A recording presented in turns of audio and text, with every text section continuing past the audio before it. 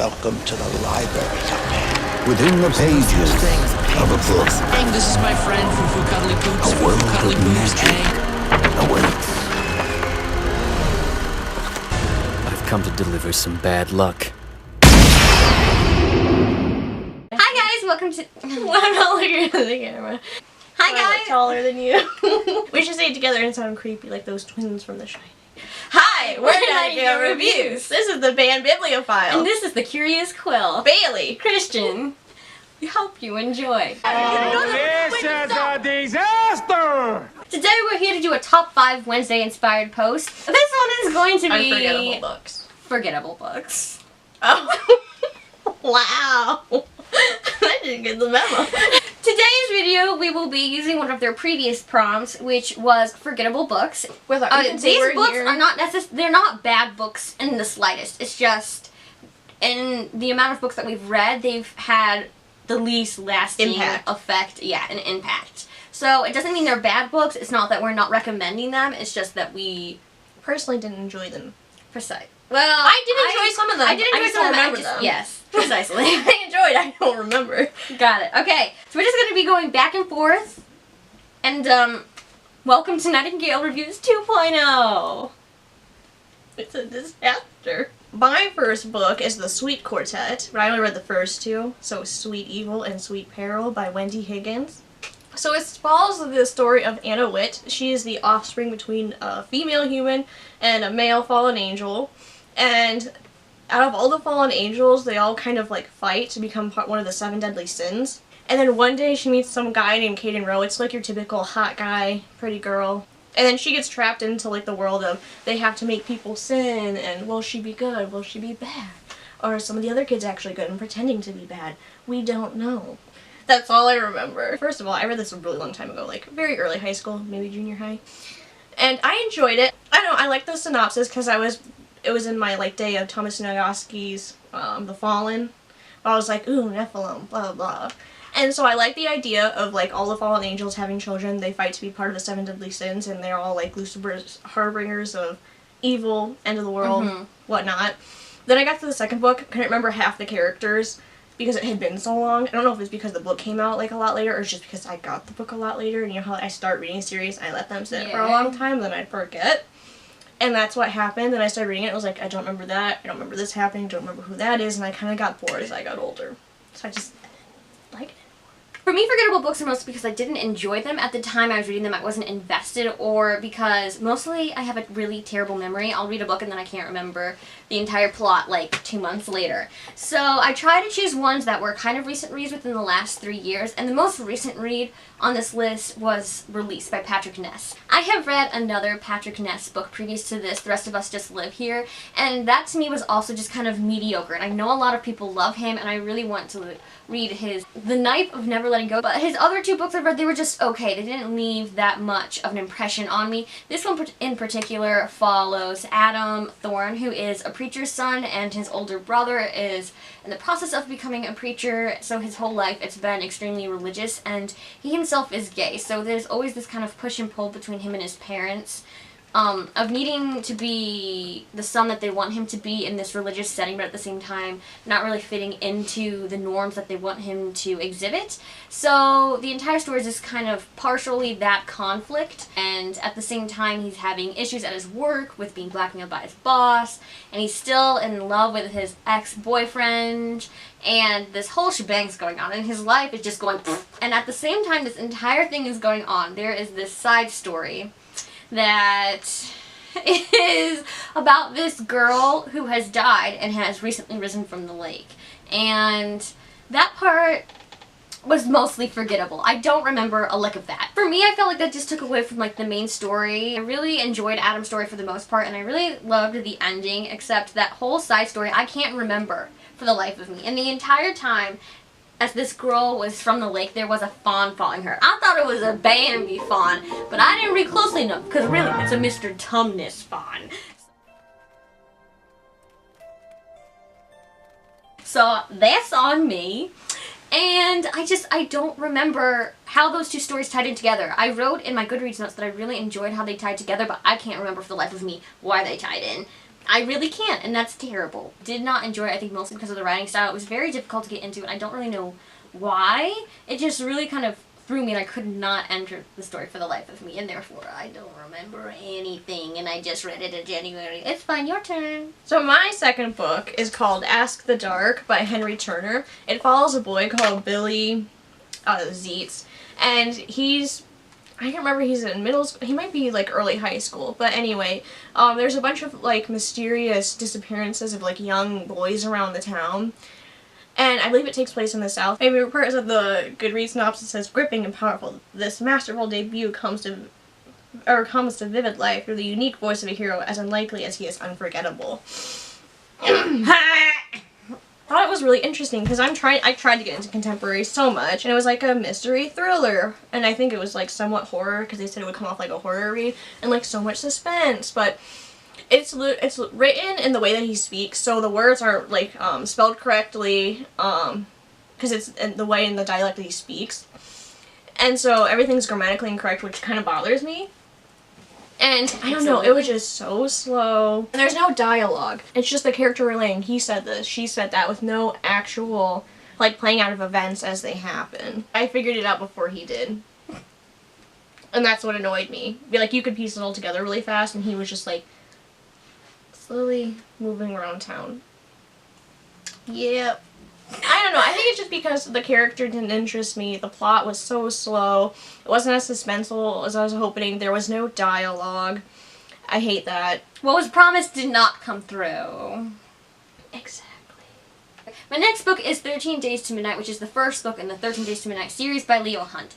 This book follows Luke, who lives with his mother because his father left them many years ago when he was really young, and he hasn't heard much about his father from his father since. He knows quite a bit about his father because he had his own television show, and he had all this jazz surrounding the occult, and he was very much into demons and spirits. But he himself did not have much contact with his father, and then one day, out of the blue, he finds out that his father has died and that he left his son something. And so Luke goes to find out what it is, and it turns out his father left him his hosts of ghosts.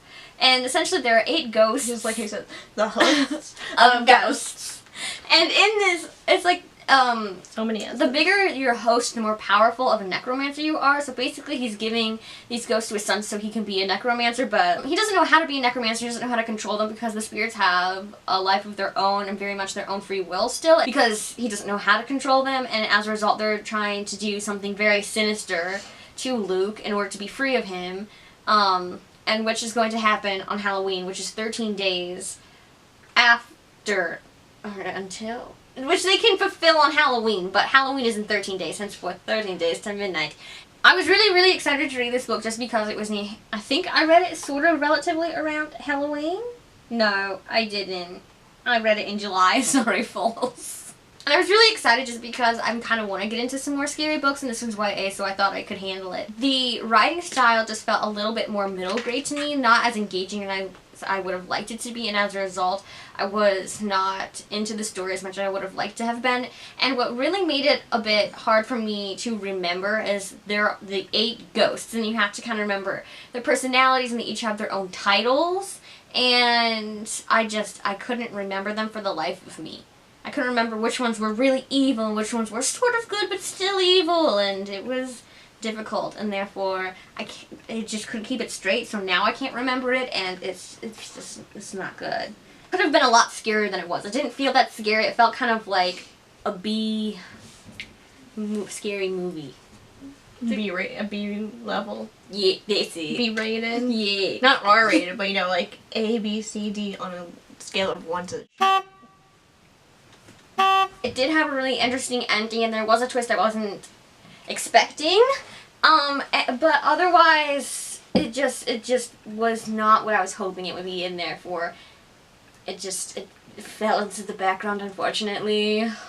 Okay, so my next book is the very first one in the Unknown Assassin series, and it's called Boy Nobody, and it follows this kid. I don't think his name is ever revealed, but there are children that the government takes, and they recruit them, and they turn them into, like, assassins and spies. And so he goes from town to town, taking on a new persona, and getting close to the child of some person he's supposed to murder.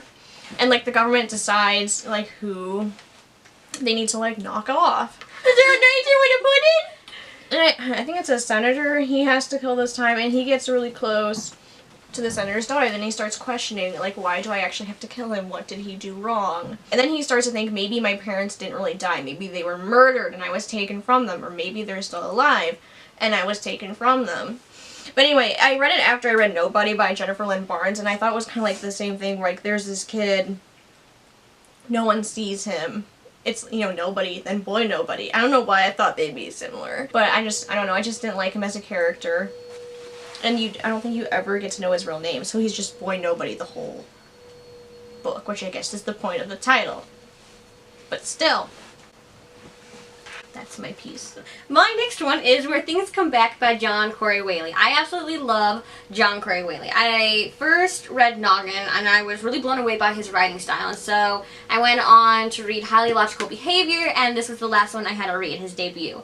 This I don't remember anything from. So it says on Goodreads that the main character's name is Colin, and he's a senior in high school. He lives in a very boring town until one day a bird watcher says that he found an extinct bird named the Lazarus woodpecker, and so then the town no longer is sleepy. It's like, bam! People everywhere. They even name a hamburger after this woodpecker. So the whole town kind of like changes, but at the same time as this whole hullabaloo is happening, his younger brother goes missing. And then at the same time, somewhere in Africa, there is this missionary who has lost faith in his religion or his mission, I don't remember which. Essentially, it says that the two stories collide.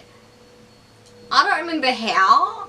I just know they did. I love him, and I love his books. This one just has a slight miss. I absolutely still loved his writing style, and that's why I always keep coming back.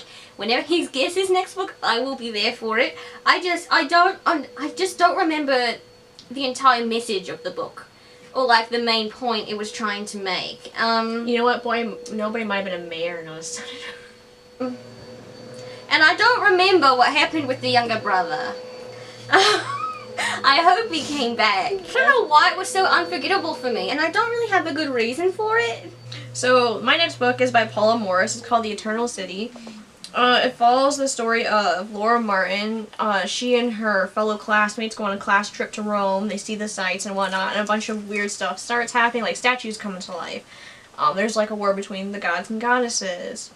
And like a bunch of magic is supposed to like take over the city. Like, oh, female version of Percy Jackson. It'll be great. I'll love it. I liked the excerpt they gave. I love the summary, and I love the book cover. I always judge books by their covers, even though I shouldn't.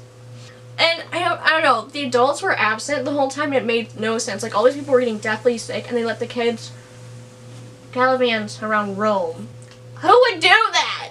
They could be dead by the time I don't know, they could all die of the plague. And I had too high, unrealistic expectations. When they said it was like a big war between gods and goddesses, nothing happened. Like, there are barely any statues in that movie, there is barely any magic. It was just her and her friends running around Rome being like, how can we stop it? They hyped it up to be something that it actually wasn't. It seems to be a like, they took the highlights. Like, one statue moves, so they're like, the statues start moving. Just, it's not as fantasy as I would have liked it to be, because she included a lot of interesting historical sites, and like, they had good settings. Just, I didn't like what happened in them. The fourth book I'm going to talk about is Me, Earl, and the Dying Girl by Jessie Andrews. I feel like with a lot of books that are going to have a basis in humor, it's going to be a hit or miss with specific people. And for me, it was sort of a hit, sort of a miss.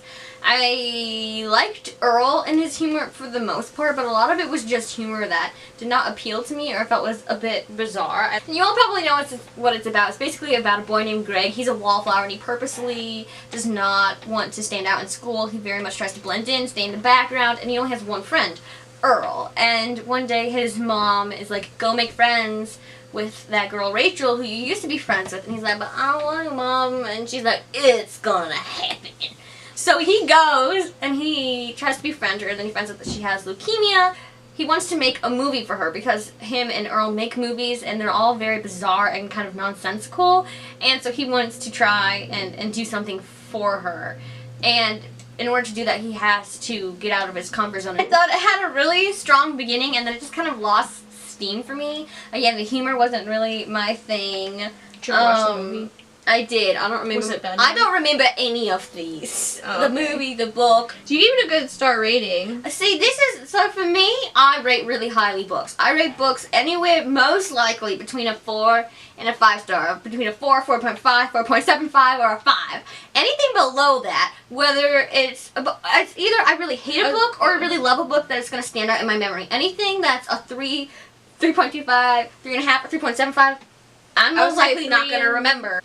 For me, anything in that 3 range has been on this list. Those are the ones I don't remember. Like, I appreciate them, but they don't stick with me. And I don't really know why this one didn't stick with me.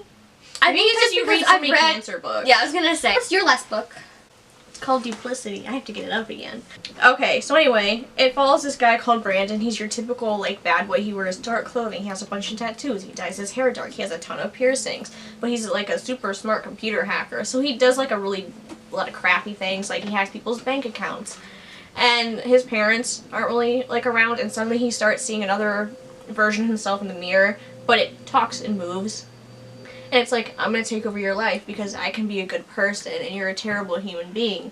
So one day he gets trapped in the mirror and that other version of himself takes over. And I was like, I couldn't tell. I was like, is this psychological? Is something happening? I think that's why I was kind of disappointed, because I thought it was going to be like a psychological thing, but there was like a technical reason for it. I just think it was kind of forgettable because I can't remember his love interest whatsoever. It started off very interesting, but then it just kind of like slowly went downhill when it like showed what was actually happening, and he could easily like fix the problem. My last and final book is The Wrenchies, and so this book is a graphic novel. I had seen it on Jessie the Reader's channel, and I was interested in it, and I started at the library, and I wanted to read it during the summer and during the summer reading program, and I thought it would be really interesting. But for me, a lot of graphic novels or manga are forgettable, and it's just because I'm not as engaged, because there's so much going on with the pictures and the words that it's not as easy for me to cement what's happening in my brain. These falls under that category. Hollis falls into a parallel world that is post-apocalyptic, where essentially these creepy, nightmarish monsters come for anyone who's an adult. And so he meets up with these children, and then somehow this parallel world starts melting into his own. And I don't even remember that happening. I think in my mind he was still in the Wrenchie world. And so it was all very confusing for young Bailey. And as a result of it being confusing for young Bailey, it did not make a powerful, helpful impression. Yeah, I just didn't really understand it, and therefore my brain couldn't retain it because it was too confusing. And that's really sad to say. I'll leave all the books that we talked about down below, their Goodreads links. 2, 3. This has been This has been okay. I got it. Okay. Ready? 1, 2, 3. This has been Nightingale Reviews. She's Bailey. She's Christian. And we're twins. Not really. That sounded so scripted. Have a great bookish day. Bye.